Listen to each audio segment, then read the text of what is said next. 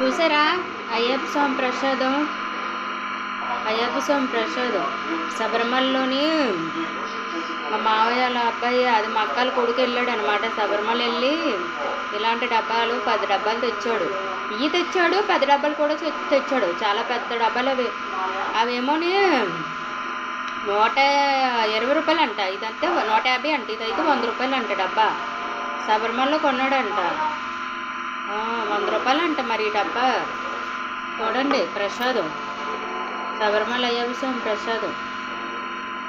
ఇవి ఉప్పుడు బియ్యంతో చేశారు అనుకుంటా. అదే బ్రౌన్ రైస్ బ్రౌన్గా ఉన్నది, ఆ రైస్తో చేశారు.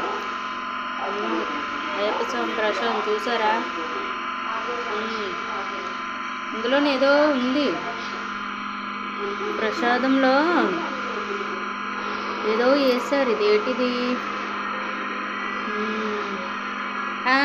ఏటంటారు, కిస్మిస్ కూడా వేసారు.